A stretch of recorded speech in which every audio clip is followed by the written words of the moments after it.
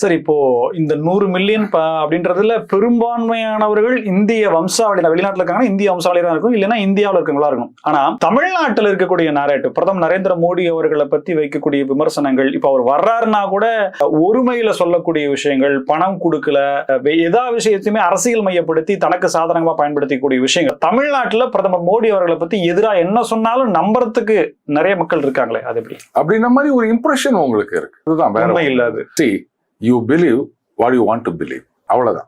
ஒரு ஓப்பன் மைண்டடோட இருந்தீங்கன்னா என்ன நடக்குது அப்படின்னு எது உண்மைன்றது. மற்றபடி எனக்கு கண்மூடித்தனமான ஒரு வெறுப்பு இருக்கு அப்படின்னு சொல்லும் போது, அது ராம்ஸ் வந்து ஒரு ஏலியன் அப்படின்னா, உன்னை பிடிக்காதவன் ஆமா ஆமா அவனுக்கு பின்னாடி வால் இருக்கு நான் பார்த்தேன் அப்படின்னு, உன்னை பிடிக்கிறவன் லூசு பையில அவரை போய் ஏலியன்னு சொல்ற அப்படின்னு, அவ்வளவுதான். அதுல உண்மை பொய்ன்றதெல்லாம் கிடையாது. உன்னை எனக்கு பிடிச்சிருக்கா இல்லையா, இதை வச்சுதான் வந்து ஒரு விஷயத்தை இன்னைக்கு முடிவு பண்றது அப்படின்னு ஆயிப்போச்சு. அடுத்தது சோசியல் மீடியால ஆக்டிவா இருக்காங்க. ஆனா இன்னைக்கெல்லாம் அந்த கோபேக் மோடி ஹேஷ்டேக்ன்ற வேலையே கிடையாது. பாத்தீங்கன்னா சமீபத்தில் எத்தனை தடவை வந்துட்டு போனாரு, யாராவது அந்த இது பண்ணாங்களா, இல்ல கருப்பு பலூன் விட்டாங்களா, எங்க போச்சு அந்த எதிர்ப்பு?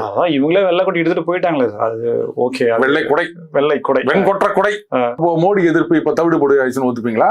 ஒரு காலத்துல கோபேக் மோடி போட்டாங்களா, இப்ப வருது இல்ல, அப்ப மோடி எதிர்ப்பு ஒண்ணு இல்லைன்னு ஒத்துப்பீங்களா? இதெல்லாம் ஒரு விஷயமே கிடையாது. தமிழகத்துல இன்றைக்கும் மோடி அவர்களுக்கும் தனிப்பட்ட முறையில் ஒரு பெரிய ஆதரவு இருக்கின்றது. அதெல்லாம் இல்லைன்னு சொல்ல முடியாது. எப்பவுமே வந்து சைலண்ட் மெஜாரிட்டி வெர்சஸ் வாசிஃபரஸ் மைனாரிட்டின்னு சொல்லுவாங்க. கொஞ்சோண்டு இருக்கவங்க அந்த கிளாஸ்ல கூட கடைசி பெஞ்சில் இருக்க 4 பையில சத்தம் போட்டு இருப்போம், கிளாஸே சத்தமா இருக்க மாதிரி தெரியும். அந்த மாதிரி இங்க சோசியல் மீடியால சில பேர் வந்து சில போல மோடி ஒழிக அப்படி இப்படின்னு சொல்லிட்டு இருந்தாங்கன்னா, அதுக்காக தமிழகம் முழுக்க மோடி எதிர்ப்பு அப்படின்றதெல்லாம் கிடையாது.